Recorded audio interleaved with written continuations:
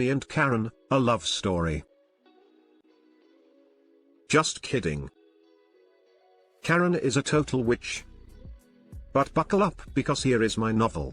My husband and I are in our late 30s and child-free. Some people on child-free said I should post here too, so enjoy the saga. My husband and I had been saving up for almost a decade to move to a tropical paradise. About 2 years ago, we bit the bullet and moved to our dream location. Housing here is super expensive, like Hawaii prices, so all we could afford was half of a duplex. It is beautiful and on the water with places for our boat. Unfortunately, Karen, Billy Bob, the boyfriend, and her 3 gremlins live in the other unit. Set up, there is some period of time we just went for a week here and there. But we live here full time now. The entire duplex was owned by an older gentleman who rented out both sides. The sides do not match at all. One side is a 5-bedroom, 3-bath. The other side of the duplex is a 2-bedroom, 1-bath. We bought the 5-bedroom. On our side of the property, we have 90% of the backyard, a gazebo, and dockage, about 150 since it is on a corner. The other side has a small backyard, patio, and maybe 15 of dockage. The rental leases say the renters are entitled to their specific backyards, but there were no fences or anything, so all the renters shared the entire backyard. After we bought the house, Karen immediately tried to throw her weight around that they expected to continue with that privilege. I told her if she asked politely, we would try to accommodate her. She thought this meant she could use our backyard whenever she wanted. Party incident. One day my husband and I are enjoying some drinks outside when a delivery truck shows to set up a giant blow-up thing in our backyard. I asked Karen WTF she thought she was doing and she said it was her kid's birthday. Then she had the gall to say it was a family and friends only event, so we had to stay inside our house. Not wanting to be a total asshole and ruin some little girl's birthday, I told Karen after this she had no access to our backyard, period. Karen shrugged and kept setting up for the party. During the party, a drunk adult wandered into our house which shocked us all. I said Karen's house is the other side and he said, oh. Karen said she owned the whole property and to use whichever bathroom was available. I directed him to Karen's bathroom and soon after she came storming into our house, screaming about how dare we make her look bad to her friends and how selfish we are, we couldn't even spare one bathroom. She said we didn't deserve all this space with just us. I told Karen to get the hell out of my house or I would be calling the cops. She finally left and the party wrapped up shortly after. Backyard remodel. After the party incident, we decided we needed to clearly define the backyard and build a fence. While we were spending the money, we decided to update the patio, put in a fire pit, and an outdoor kitchen. While the contractor was on site, nosy Karen had to come investigate. Since the fence would be the last thing built, I was vague and just stuck to telling her about the patio update. You could see her face light up because of course in her mind, what's ours is hers. When the workers started on the fence, Karen came out screaming for the work to stop. I went outside and told the workers to keep working and told Karen to butt out. Of course in true Karen fashion, she called the cops.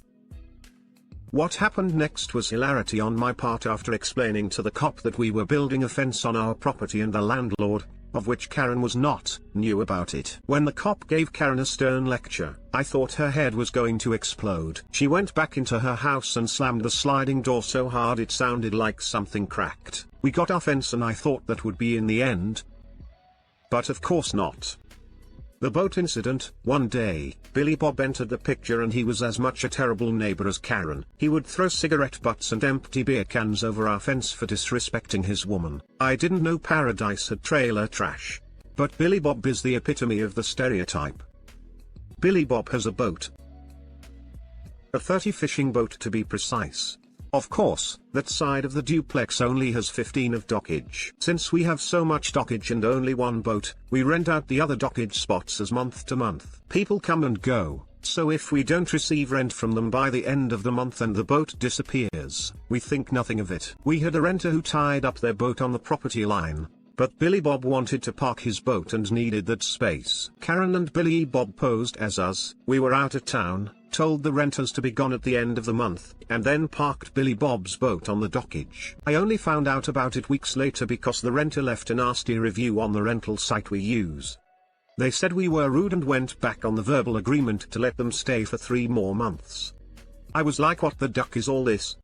After a phone call, I quickly put 2 and 2 together. I called the cops who told Karen and Billy Bob they need to move their boat or it would be towed, the equivalent of it anyway. Karen and Billy Bob started screaming the boat is fully on their property, it isn't, then changed to no one can own the water, true. But a seawall is deeded, that we are liars, and at some point Billy Bob punched a cop and went to jail. I felt bad for the cops, so took them all snacks the next day with a note apologizing for neighbor drama.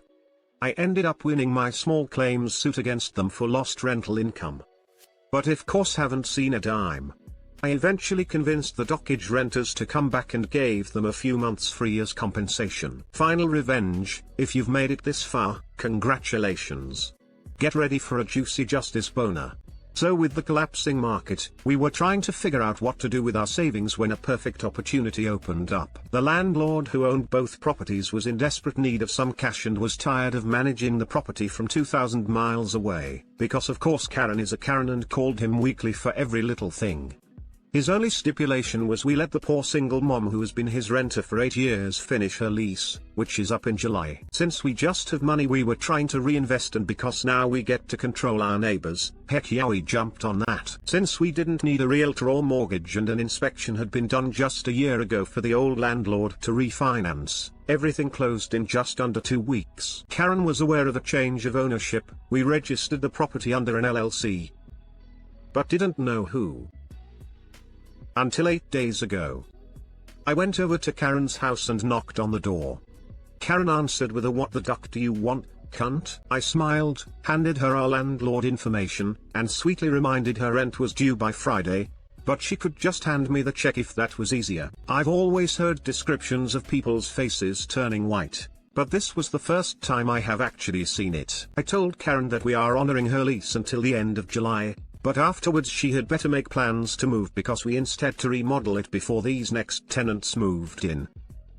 By which edit, a lot of people misunderstood the beginning. Let's call our side of the duplex, Duplex OP. The other duplex is Duplex Karen.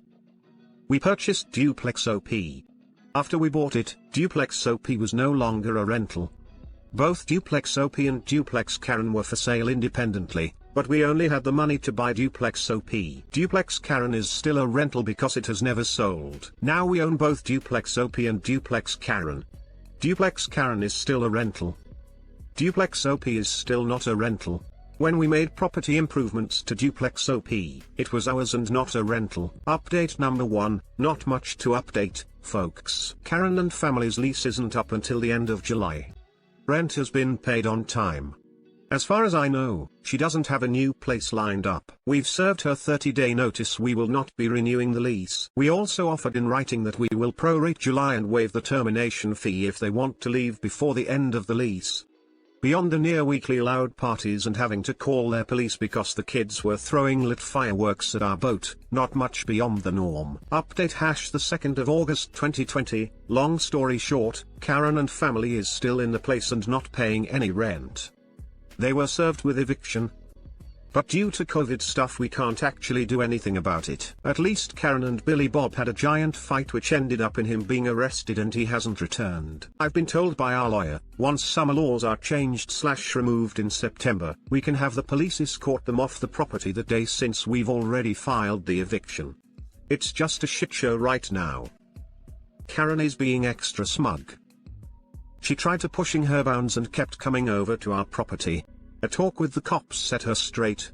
But she's playing music loud and just tossing her trash everywhere. We really wanted to move our elderly parents in after a quick remodel because dad needs shoulder surgery badly and mum now needs a walker. They need more care and it's getting harder driving 2 hours a day to do that. Our parents want their own space though and won't live on our side with us. My husband and I are trying not to be angry and make things worse with Karen, but we are both exhausted. Things just suck. Update the 3rd of December 2020, life is weird. Karen is still here.